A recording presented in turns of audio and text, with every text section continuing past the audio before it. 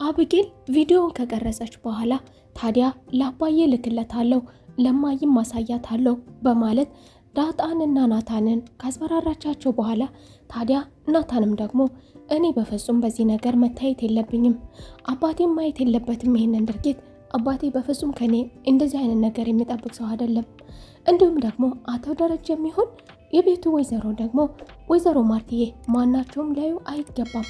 እዚህ ያሉ ብቻ ሳይሆን ደግሞ አባቴም ሌላ ሀገር ያለው አባቴም ይሄን ነገር መስማት የለበትም። ስለዚህ አንዳች ነገር ማድረግ ይኖርብናል በማለት እያሰቡ እየተጨነቁ እያወጡ እያወረዱ ያለ ታዲያ ናታን አንድ ሀሳብ ይመጣለታል።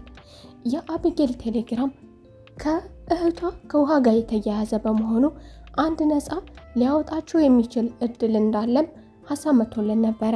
ሌላ በኩል ዳጣም እኔም አባቴ በፍጹም ሊያፍርብኝ አይገባም፣ አባቴ እንደዚህ አይነት ስህተት ከኔ ሊያገኝብኝ አይገባም ስትልም ደግሞ እሷም ቪዲዮውን እንደምንም ብለን ይህንን ስልክ አንድ ነገር ማድረግ ይኖርብናል፣ ሰርቀን ማበላሸትም ይሁን ማጥፋትም ይሁን መደበቅም መስበርም፣ ለማንኛውም ከአብጌል ስልኩ ወስደን አንድ ነገር ማድረግ ይኖርብናል፣ ዛሬ የመጨረሻችን ነው ሲሉም ሁለታቸው በየፊናቸው ተመካክረው የአብጌልን ስልክ እንዴት ወደ ራሳቸው ወስደው መልእክቱ አቶ ደረጀ ዘንድ ሳይደርስ እንዴት አድርገው ወደ ራሳቸው መቀየርም እንደሚችሉ እየተመካከሩ ነበረ።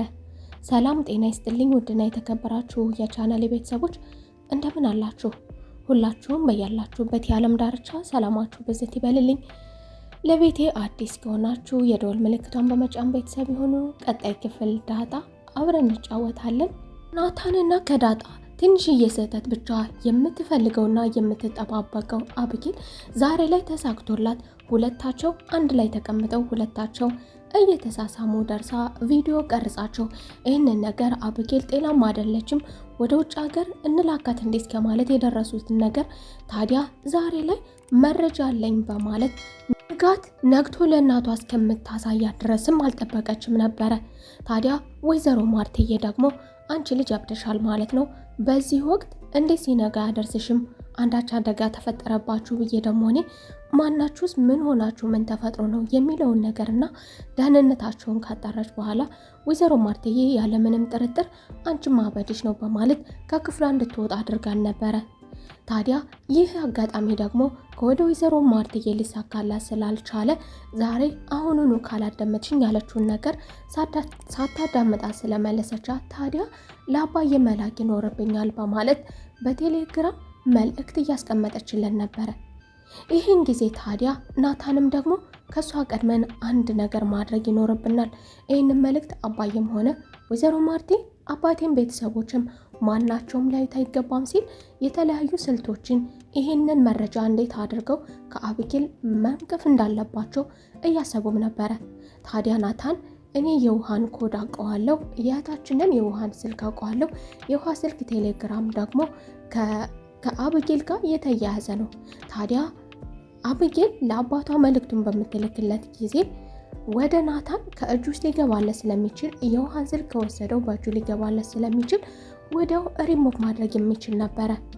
ታዲያ አብጌልም ደግሞ አሁኑኑ እንድትመልስልኝ እፈልጋለሁ፣ መልእክቱን ካየሁ መልስልኝ አባዬ በማለት የተመለከተችውን ነገር ዳጣ እንደዚህ እያደረገች አይቻታለሁ፣ ናታንን ስትስሙ አይቻለሁ፣ እሱም ሲስማት አይቻለሁ፣ ይሄ በትንሹ መረጃ ነው አልቀረስኳቸውም እንጂ ደግሞ ከዚህም የከፋለ በማለት ለአቶ ደረጀ መልእክት እያስተላለፈች ነበረ።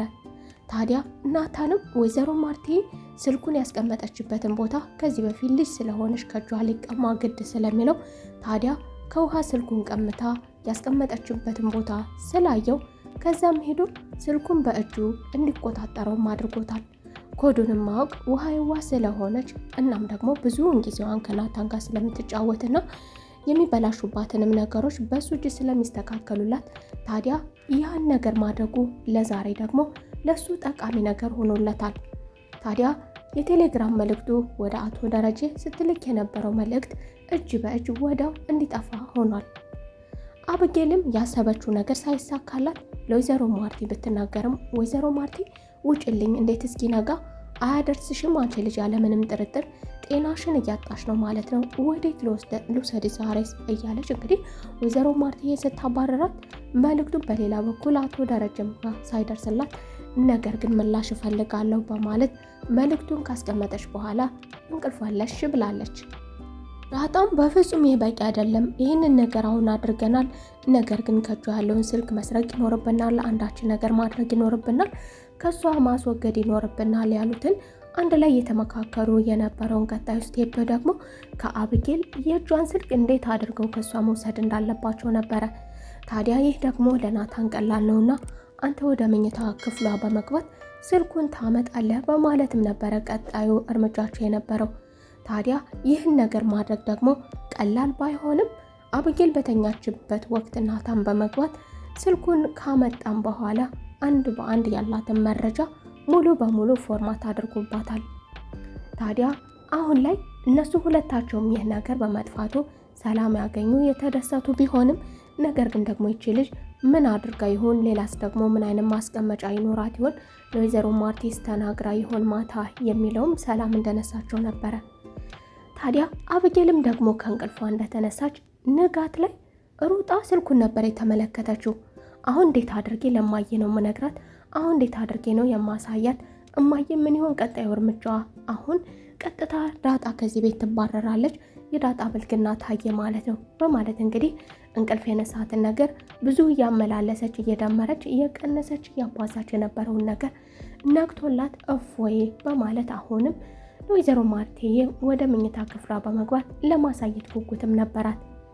ነገር ግን ያሰበችው ነገር በፍጹም ጠዋት ላይ ስትነሳ እንደጠበቀችውና ያደርግልኛል የፈለኩትን ነገር ማድረግ እችላለሁ፣ እናም አብጌል ሁላቸውንም ከቤት አባረራለሁ፣ ናታንም ቢሆን የኔን ፍቅር አልተቀበለኝም፣ ስለዚህ እሷ ከኔ በምን ትሻላለች? እሷን ለምን መረጠ? ስለዚህ አሁን ላይ ናታን ከዚያ ቤት ቢወገድም ጉዳዩ አይደለም።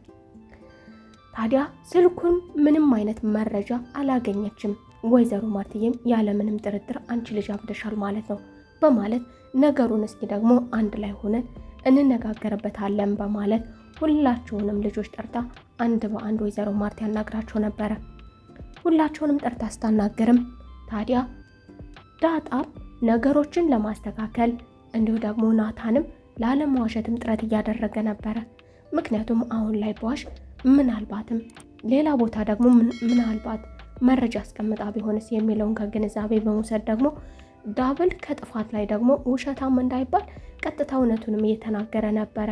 መውደድ የሚታወቅልኝ እንደሚለው እሱ መውደዱንም አሳውቆ እፎይ ለማለት ያክል ታዲያ እውነታውን የተናገረ ቢሆንም ነገር ግን ዳጣ ደግሞ በፍጹም እንደዛ አይደለም፣ አብረን ቲቪ እያየን ነበር በማለት ነገሮችን ሸፈንፈና አድርጋ ነበረ።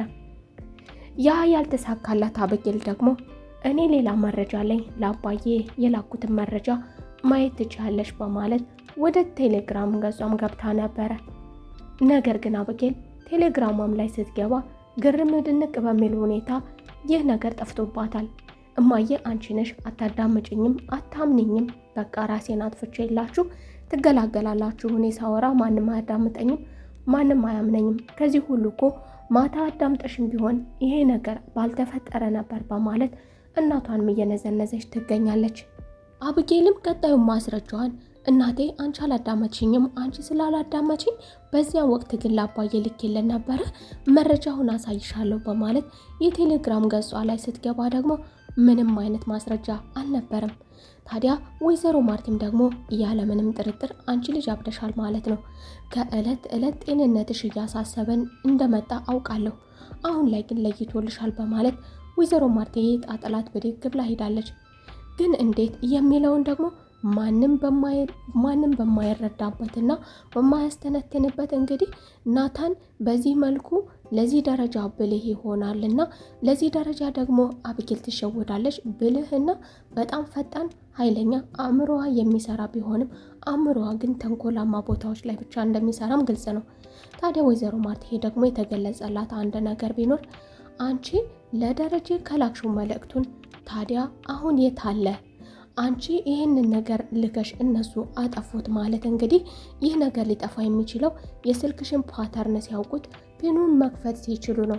ታዲያ ይህንን ነገር ደግሞ በፍጹም እንዳላደረጉትና ማንም እንደማያውቀውም እየተናገርሽ ነበር በማለት ወይዘሮ ማርቲ ልጇን እንግዲህ በእብደት ዓለም ጠርጥራት ጣጥላ ሄዳለች።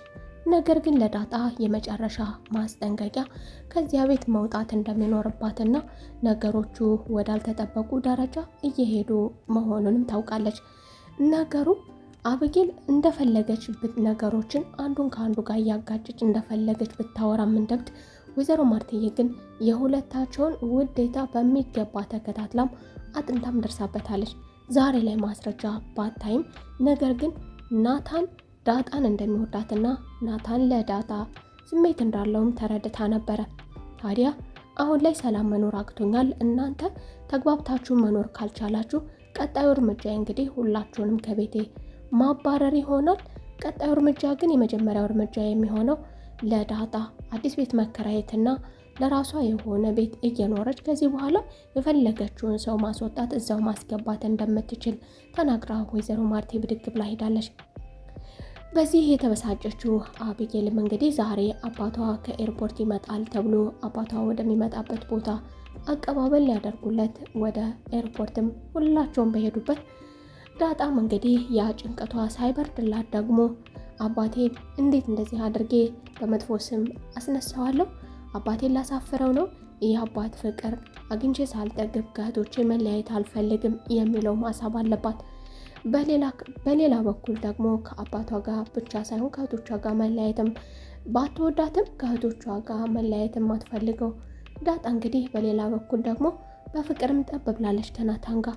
ቢሆንም ግን የመጨረሻ ጊዜያችን ነው ማለት ነው፣ ከዚህ ቤት መሰናበታችን ነው፣ ይህንን ነገር እያደረግን ያለነው ነገር መቆም አለበት ያለችው ቢሆንም ናታን ግን አሁን ላይ መቆም የለበትም እያለ እንግዲህ የትናንቱ አስፈሪ ቀን ሳያልፍላቸው ዛሬም ደግሞ ደግመውታል።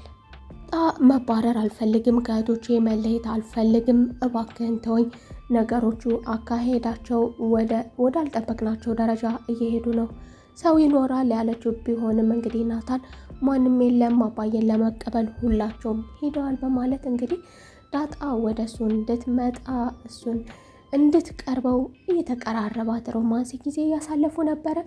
እንግዲህ በቀጣይ ደግሞ ይሄን ነገር አብጌል አይታ ቤቱን በአንድ እግሩ ታቆሞ ይሆን ወይስ ደግሞ አቶ ደረጀ ደርሶ ልጁን ባልጠበቃት ቦታ ያገኛት ይሆን? ይህ ነገር እንግዲህ ለሁላቸውም አደጋ ነው። ናታንም የቤቱ ታማኝ ልጅ ነው። የቤቱ ታማኝ ልጅ ለልጆቹ ለሴት ልጆቹ በሙሉ ሴቶች ቢሆኑም ታዲያ እንደ ወንድማቸውና እንደ ኩራታቸው የሚታየው ናታን ከዳጣ ጋር እንግዲህ ኪችን ውስጥ በዚህ መልኩ ተቃቅፈው መገኘታቸው ምን ሊያስከትል እንደሚችል ሁላችንም መገመት አይከብደንም። አቶ ደረጀ ደርሶ ያፍርባት ይሆን ወይስ እነ ናታን ወይስ ደግሞ ነገሮቹ በሰላም ያልፉላቸው ይሆን የሚለውን እንግዲህ ግምታችሁን ኮሜንት ላይ ያሳውቁ እያልኩ የዛሬው ክፍል ይህንን ይመስል ነበር። በቀጣይ ክፍል ተመልሰን እስከምንገናኝ መልካም ቆይታ